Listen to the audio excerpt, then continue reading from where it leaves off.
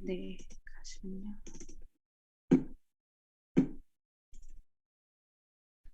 네, 안녕하세요. 저는 켄터키 대학교 지리학과 박사 후보생 이재현입니다. 오늘 제가 프레젠테이션 할 내용은 수요 시위를 통해 본 포스트 식미 멜랑콜리아의 질의입니다. 이 논문은 2021년 11월에 그 Cultural Geographies라는 저널에 실린 논문입니다. 저는 서론, 그리고 개념, 그 다음에 본론 1, 2, 3, 그리고 결론 순서로 이 프레젠테이션을 진행하도록 하겠습니다. 이미 많은 분들께서 위안부가 누구인지 아시겠지만 다시 한번 정의하자면 위안부는 2차 세계대전 동안에 일본 제국 군인들에게 성적, 신체적, 정신적으로 봉사하기를 강요받았던 8만에서 20만으로 추정되는 여성들을 지칭합니다. 또 많은 분들이 수요 시위는 무엇인지 잘 모르실 수도 있는데요. 수요 시위는 1992년 1월부터 시작되어 매주 수요일마다 서울의 일본 대사관 앞에서 이뤄지고 있는 주간 시위입니다. 그리고 이 시위는 일본군 위안부 문제의 정의로운 해결을 위해 일본 정부에게 공적 사과와 법적 배상을 요구하는 시위라고 할 수 있습니다. 그럼 어떻게 수요 시위는 30년 넘게 진행 중인 것일까요? 한국에서는 잘 알려지지 않았지만 일본 정부는 사실 여러 번 사과의 내용을 담은 성명서를 발표해왔고 또 아시아 여성 기금을 만들어 피해자들에게 경제적 보상을 제공한 적이 있습니다. 물론 이 모든 것들이 다 논쟁적이긴 했지만요. 논쟁적이었습니다. 그리고 그 방식에 문제가 있긴 했지만 2015 한일 합의를 맺어 위안부 문제를 해결하고자 한 적이 있었습니다. 하지만 지금까지의 모든 정부적 조치들은 한국의 위안부 생존 피해자들과 한국인들이 받아들일 수 없었기 때문에 다 위안부 문제를 해결하는 데에는 실패했다고 할 수 있습니다. 이러한 배경 속에서 저는 왜 한국인들은 이제 지금까지 어떤 정부적 조치들을 받아들일 수 없었나, 또 도대체 수요 시위라는 이 공간을 30년 넘게 추동해온 한국인들의 심리 정치적 원동력은 무엇일까에 대해서 묻고자 합니다. 이에 대한 답을 찾기 위해서 저는 1년 동안의 참여 관찰과 기록 연구를 비롯하여 이 기간 동안 수요 시위에서 활동했던 활동가 분들과의 심층 인터뷰들을 통해 수집된 데이터를 분석하였습니다. 이제 제가 이 논문에서 사용한 개념들을 살펴보도록 하겠습니다. 저는 이 연구에서 포스트 식민성, 이전 연구에서도 말씀을 해주셨는데요. 저도 포스트 식민성이란 개념을 이용했고, 또 멜랑콜리아, 그다음에 헌팅, 이 세 가지 개념들을 중점적으로 사용합니다. 단순화의 위험을 무릅쓰고 포스트 식민성을 간단하게 정의해보자면 20세기 동안 유럽 국가들로부터 정치적 독립을 획득한 아시아, 아프리카, 그리고 남아메리카 국가들의 물질적 맥락들과 조건들을 지칭하는 것이라고 이해할 수 있습니다.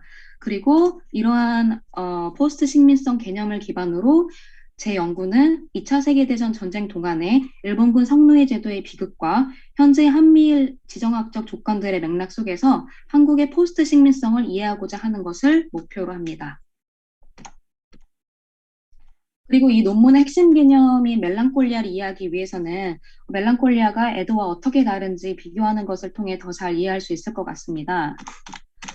먼저 상실을 경험한다는 점에서 애도하는 사람과 멜랑콜리를 겪는 사람은 같습니다. 하지만 애도하는 사람은 상실한 대상이 무엇인지 누구인지 아는 반면에 멜랑콜리를 겪는 사람은 상실한 대상을 알 수 없다는 점에서 차이가 있습니다.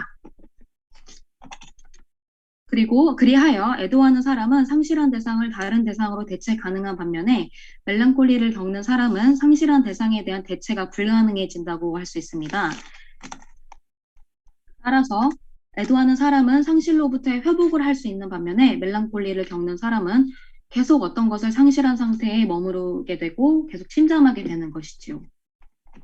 하지만 우리가 멜랑콜리를 생각하면 굉장히 우울하고 어떤 기력이 없고 어떤 에너지 없는 상태를 우리가 상상하기 쉬운데 프로이트가 이게 주장한 내용이기도 하고요. 하지만 프로이트와는 달리 저는 이러한 멜랑콜리가 한국 포스트 식민 주체들을 더욱 정치적이게 하는 원동력이다라고 주장을 합니다. 또 포스트 콜로니얼 그리프라는 책을 쓴 김진아에 따르면 비가시적 폭력은 아시아 태평양 지역의 식민 지배를 당한 경험이 있는 사람들에게 끊임없이 나타난다고 합니다. 저는 고통스러운 식민 기억들이 한국 포스트 식민 주체들에게 끊임없이 되돌아오기 때문에 그들이 과거의 트라우마적 역사를 잊지 못한다고 주장합니다. 그럼 본론 1, 헌팅을 통해 위안분들에 의해 소환된 역사적 부정의로 넘어가 논의를 이어가 보도록 하겠습니다.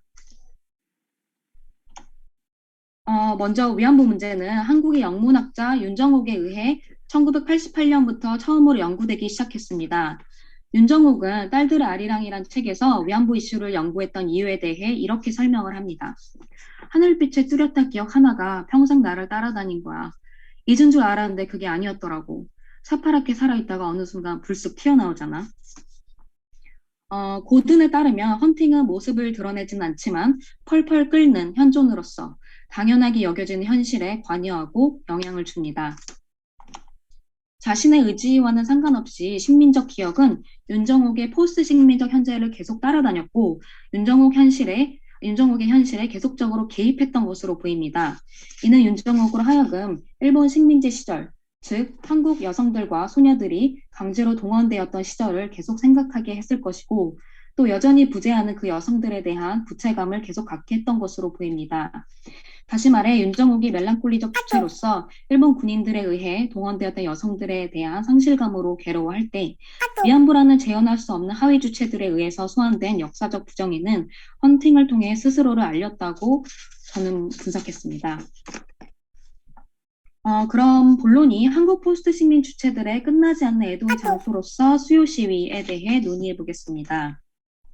간략히 말씀드리자면 저의 주장은 포스트 식민 주체들의 무의식 속에서 반복되는 어떤 식민적인 장면들 때문에 또 한국 위안부들이 사실은 포스트 냉전 지정학 속에 붙들려 있기 때문에 한국 포스트 식민 주체들이 애도의 과정을 결국 완료할 수 없다라고 하는 것이 저의 주장입니다.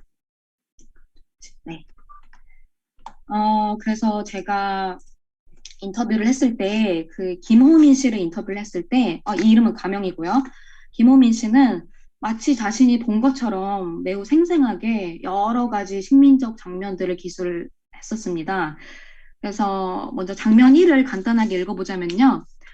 돈 준다 그러고 화물차 뒤에다 실어서 데려간 거야.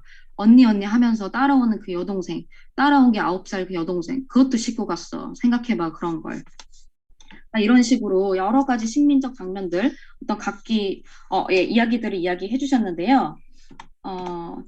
제가 봤을 때, 제가 이제 분석을 해봤을 때, 이 각기 달라 보이는 이야기들, 또 장면들은 모두 한국인들이 일본인들에 의해 강제로 끌려가고 또 신체적으로 해를 입거나 죽임을 당한다는 점에서 모두 같았습니다. 그래서 저는 이러한 이야기가 어떤 한국 포스트 식민 주체들이 갖고 있는 어떤 식민적 이마고의 원초적 형식이 아닐까 생각해 보았습니다. 그리고 이러한 식민적 이마고들이 계속 반복되기 때문에 어떤 무의식 속이나 의식적으로든 간에요. 그래서 김호민 씨는 식민적 장면들에 계속 사로잡혀 있고 따라서 이러한 기억들에서 벗어날 수 없기에 멜랑콜리적 주체가 된다라고 저는 분석을 하였습니다. 그리고 이러한 멜랑콜리 때문에 또 어떤 정치 공간이 수요 시위가 계속적으로 지속된다라고 보는 것입니다. 저는. 그리고 또 최진영 활동가, 이 이름도 당연히 가명이고요.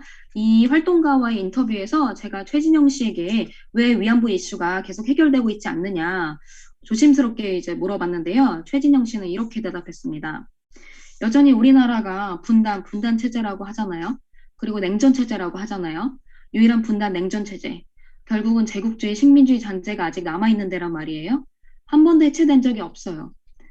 일본, 중국, 러시아 지도를 보여주기 시작해요. 지정학적 위치를 보여주면 되잖아요. 지리학하니까 너무 잘 알잖아. 한반도가 어떤 위치냐. 지도를 한번 봐라. 지도 자료를 다 봐라. 상태를. 여기 민주주의 국가가 어딨어. 다 허상이지. 평화, 민주주의, 자유 다. 그걸 보여주는 게 위안부 문제 아니에요? 그래서 이제 최진영 씨의 요청대로 제가 냉전 지도를 보여드리자면요. 그러니까 이 2차 세계대전 동안에 그리고 좀 끝날 무렵에도 이제 한국을 둘러싼 모든 국가들은 보시다시피 이렇게 빨갛게 공산주의 국가들이었습니다. 오직 일본만을 제외하고요. 그리고 아시다시피 그 한국과 일본은 미국의 주도하에 냉전 안보 동맹을 맺어왔는데요. 이는 소비에트 연방에 대항하여 한국과 일본이 공산 진영에 대한 방어벽 역할을 해주길 기대한 미국의 지정학적 전략 때문이었습니다. 그런데 문제는 이러한 한미일 냉전 동맹 속에서 한일 간 식민, 피식민 관계는 어떤 성적, 인종화된, 그리고 계급화된 형식으로 반복되어져 왔다는 점입니다. 예를 들면은 1970년대, 80년대 일본인들 대상으로 한 기생관광이 대표적이고요.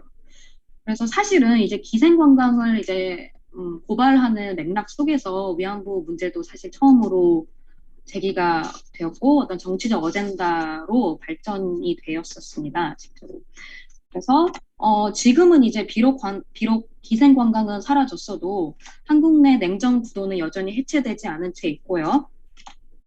또 중국과 최근에는 러시아로 인해서 여전히 냉전 긴장은 계속되고 있습니다.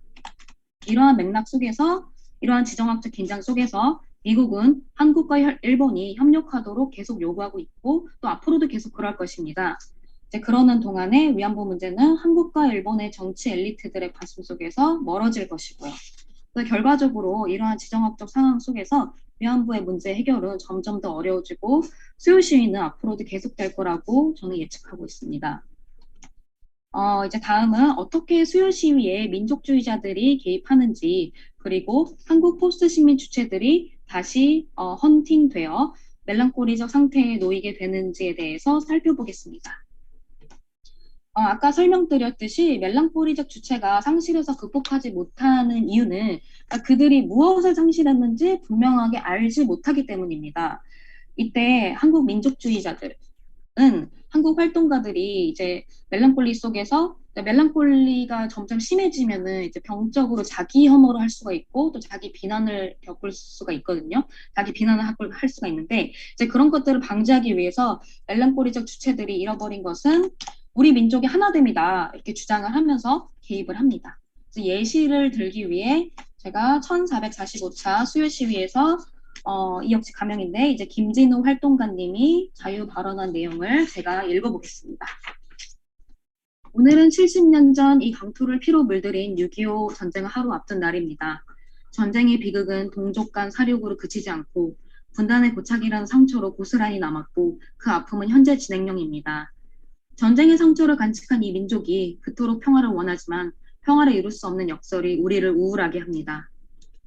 여기에서 김진우 활동가는 한국 포스트 식민 주체들을 멜랑콜리하게 만드는 것은 남한과 북한의 분단이라고 말을 합니다. 여기에서 한국인들이 상실한 것, 즉 포스트 식민 멜랑콜리의 근원을 어떤 민족의 일체성이라고 주장하는 것이지요. 그리고 이러한 맥락에서 수요 시위의 정치적 목표는 한국의 민족적 하나됨을 회복하는 것으로 재설정됩니다. 게다가 이러한 주장 속에서 민족에 대한 강조와 함께 위안부는 이렇게 또 태극기 앞에 이제 소녀상이 있거나 뭐 한반도와 함께 이제 놓여져 있는 것을 볼 수 있는데요. 이렇듯이 이제 위안부는 민족의 딸이나 어떤 민족을 위한 투사로 환원됩니다. 그리고 그들의 상처 입은 몸들은 민족주의자들의 슬로건들이 기입될 수 있는 표면으로 전유됩니다. 그래서 이러한 맥락에서 어떤 저와의 인터뷰에서 자신의 꿈 이야기를 들려준 베로니카 수녀의 이야기는 중요한데요. 네, 베로니카라는 이름도 가명입니다. 약간 길기 때문에 제가 4~5줄 정도만 읽겠습니다. 그런데 제가 꿈을 꿨다고 했잖아요. 꿈에서 정부에서 위안부 문제 해결 방법이라고 내놓은 게 위안부 할머니들을 다 모아서 어떤 시설에 살게 하면서 할머니들의 인공수정을 시켜서 임신을 시켜서 출산의 고통을 통해서 그 고통을 치유하게 하는 게 정부의 시책이라는 그 기사를 봤는지 들었는지 아무튼 그런 꿈을 제가 얼마 전에 꿨어요. 계속 그게 생각이 나는 거예요. 어떻게 그런 방법을. 네. 그래서 제 분석으로는 이제 이 베로니카 수녀님의 꿈은 민족주의자들이 이제 새로운 욕망의 대상, 즉 남북 화해를 채택함으로써 한국 포스트 식민 주체들의 상실감, 즉 멜랑콜리아를 해결하고자 하는 어떤 정치적 시도들이 실패했을지도 모른다는 것을 암시한다고 보았습니다. 왜냐하면 베로니카 수녀님이 사실 누구보다도 남북 통일을 굉장히 원하시는 분이었고 굉장히 민족주의적인 사상을 갖고 계신 분이었는데 이런 꿈을 계속 꾼다는 것을 신기했고 제가 이걸 좀 분석을 해본 것이죠. 그리고 또 베로니카 수녀가 한 다른 인터뷰 내용을 보면 베로니카 수녀님은 또 한국이 친일 친미 청산을 못한 게 우리나라 적폐의 모든 근원이라고 생각하고 또 자주 독립 국가의 꿈을 아직 이루지 못했기 때문에 이 모든 일들이 일어난다고 생각을 한다고 하셨는데요. 이를 토대로 아까 베로니카 수녀님이 말씀해주신 꿈으로 돌아가 보면 꿈속에서 그 위안부들의 고통을 치유하게 해준다고 하면서 더 끔찍한 폭력을 가하는 이 정부는 한국 정부만을 의미하는 것이 아니라 신제국주의적 글로벌 정치의 힘을 의미한다고 저는 추론했습니다. 그래서 이를 바탕으로 베로니카 수녀의 꿈은 한국 포스트 식민 주체들이 현재의 한미일 지정학적 군사적 관계 속에서 젠더 폭력이 부득이하게 반복될 것이라는 불길한 예감에 어떻게 사로잡혀 있는지 보여준다고 저는 봤습니다. 제 실제 논문에서는 이 꿈 부분이 정신분석적으로 굉장히 흥미롭기 때문에 조금 더 분석을 했어요, 심층적으로. 근데 그런 부분들을 시간 관계상 좀 뺐습니다. 그래서 이제 결론을 말씀드리자면 이 연구는 한국 포스트 식민 주체들이 어떻게 식민지 시절 폭력의 기억들을 사로잡혀 있는지 그리고 어떻게 그 주체들이 폭력이 불가피하다는 지정학적 미래에 대한 두려운 예감과 함께 멜랑콜리적 상태에 놓이는지 검토했습니다. 또 그렇게 함으로써 이 연구는 위안부 문제와 관련한 일본 정부의 조치들을 받아들일 수 없는 한국 포스트 식민 주체들의 끝없는 슬픔, 엔들리스 끝없는 애도에 대한 정신분석적, 지정학적 해석을 제공하였습니다.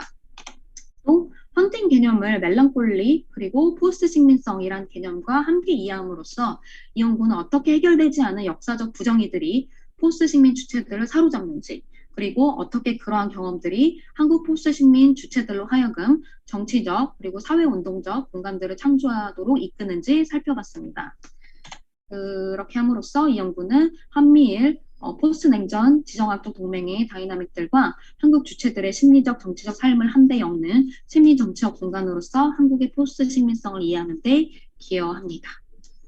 감사합니다. 네, 이재현 선생님 발표 감사합니다. 첫 번째 발표가 오리지네이션 개념을 통해서 좀 살펴봤었다면은 이거는 이제 멜랑콜리아라든지 헌팅이라는 개념을 통해서 살펴본 건데요. 발표를 들으면서 좀 주디스 버틀러의 책 생각도 좀 나고 그랬던 것 같습니다. 관련해서 질문이나 코멘트 논의하실 거리 있으시면은 자유롭게 말씀해 주시면 감사하겠습니다.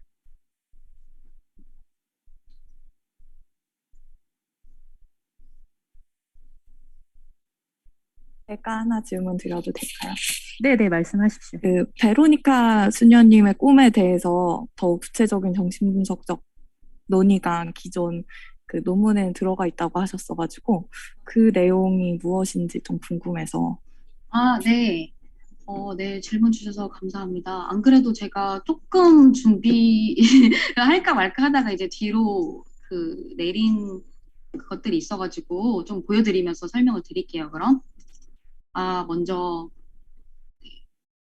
애니메이션 할 필요 없을 것 같아요. 일단 프로이트에 의하면은 꿈을 우리가 꾸면은 굉장히 이상한 것들이 나오잖아요.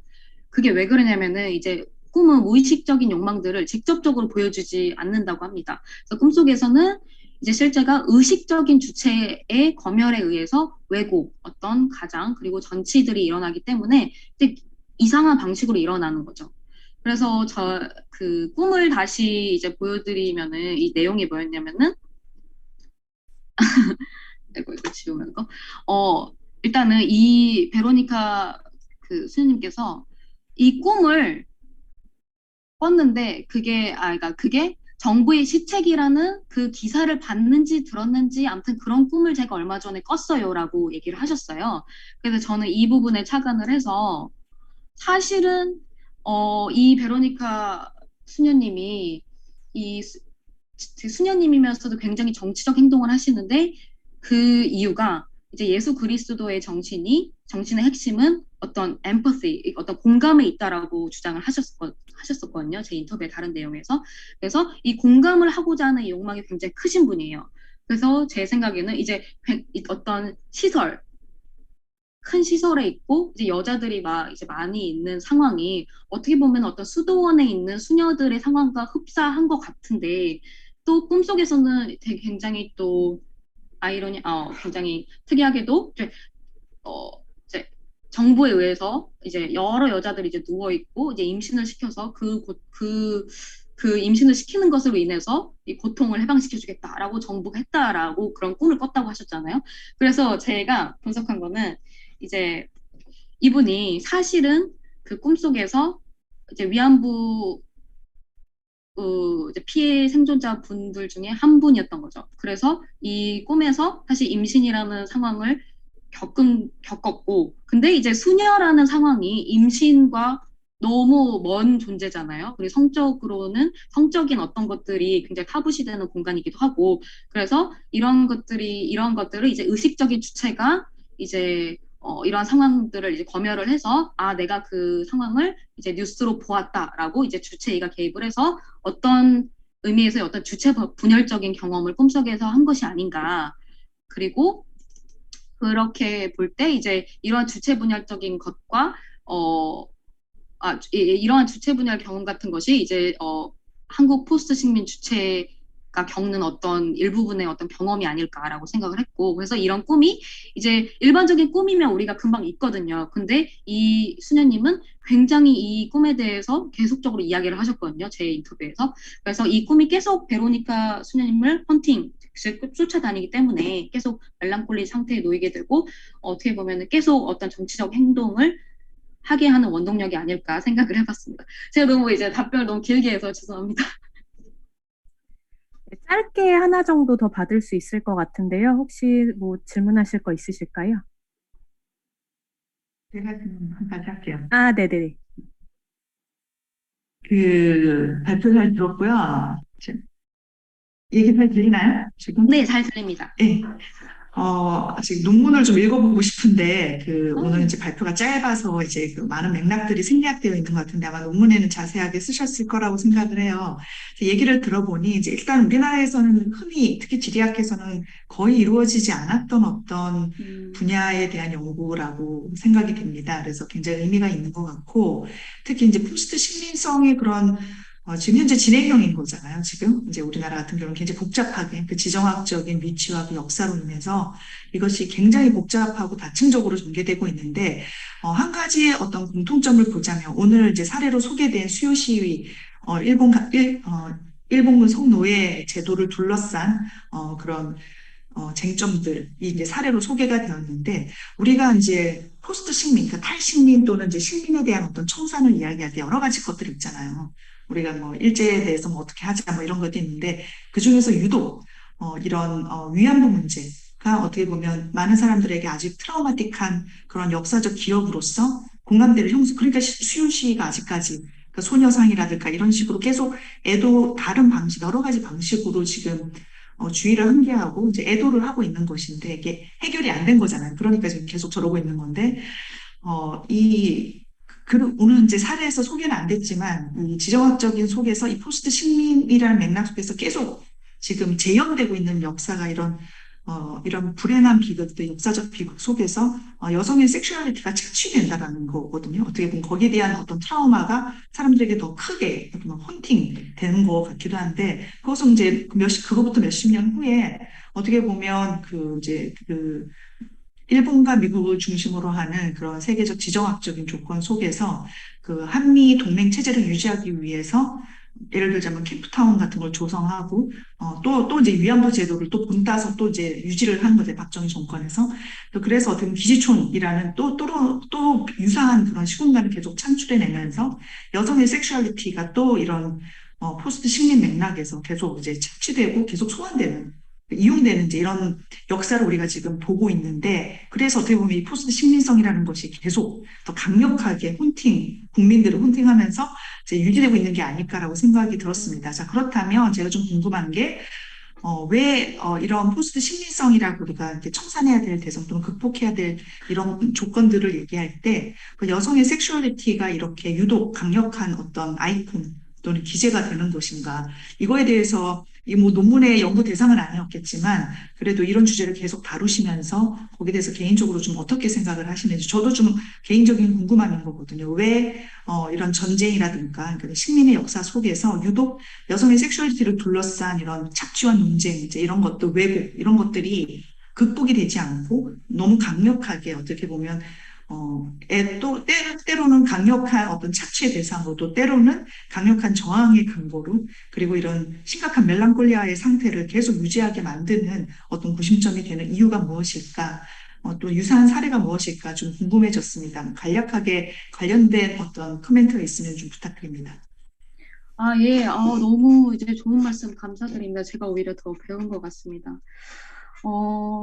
일단 지금 제가 사실 소녀상 논문을 지금 쓰고 있긴 하거든요. 이제 디벨롭이 많이 안 돼가지고 발표 못했지만, 그래서 그거를 쓰면서 조금 느낀 바가 있어서 말씀을 드리고 싶어요. 일단은 포스트 콜로니얼리티, 그 포스트 식민성도 굉장히 어떤 그러니까 포스트 식민성 자체가 민족주의와 결합이 굉장히 쉽게 되고요. 여러 다양한 나라의 그런 사례를 볼 수 있고 또 굉장히 쉽게 정치화되는 사안이라고 생각을 합니다. 왜냐하면 포스트 콜로니얼리티 자체가 기억이고 옛날에 우리가 경험했던 어떤 것에 대한 어떤 분노, 슬픔, 뭐 여러 감정적인 것과 연결이 되어 있고 그래서 정치적 어젠다가 되기에 굉장히 쉬운 어떤 토픽이 될 수 있다라고 생각을 해요. 그리고 그게 또 민족주의와도 결합이 될 수 있고 근데 이제 민족주의적인 렌즈를 보고 봤을 때는 이제 여성 특히 어떤 타국의 이제 특히나 콜로나이저 식민자들이었던 일본에 의해서 소위 말해 강간과 어떤 폭행과 정신적 착취, 성적, 물리적 폭력을 당했던 여성이라는 그 토픽이 굉장히 한국의 사람들에게 분노를 일으키기에 굉장히 쉬운 어떤 토픽이라고 생각을 해요. 그래서 질문을 해주신 거는 어떤 포스트콜로니얼리티랑 섹슈얼리티의 관계를 물어보셨는데 저는 그 두 개만 보기에는 이제 어떤 사회적 현상이라는 것들이 너무 다양하게 얽혀 있잖아요. 그래서 어떤 내셔널리즘이나 이런 것도 같이 봐야 된다라고 생각을 하고 여성 피해자, 어떤 성적으로 착취된 여성 피해자는 굉장히 정치적 화두, 사회적 이슈가 되기가 너무나 쉬운 사안이 아닐까 합니다. 그래서 실제로 사실 소녀사 운동이 가부장적인 어떤 내러티브가 굉장히 강하게 있거든요. 그래서 어떻게 이 운동이 그러니까 다양한 어떤 피해자, 뭐 강제징용 문제도 있고 사실은 여러 피해 문제가 있거든요. 근데 왜 위안부 이슈가 이렇게까지나 이제 이슈가 되는가라고 했을 때는 어떤 가부장적인 이데올로기도 같이 작동하고 있기 때문에 이제 좀 이슈화가 되지 않나 그리고 정치화가 쉽게 되지 않나 생각을 해봅니다. 답변이 되었으면 좋겠습니다. 그리고 지명인 선생님께서 얘기해 주신 것도 네, 저 정말 감사드렸습니다.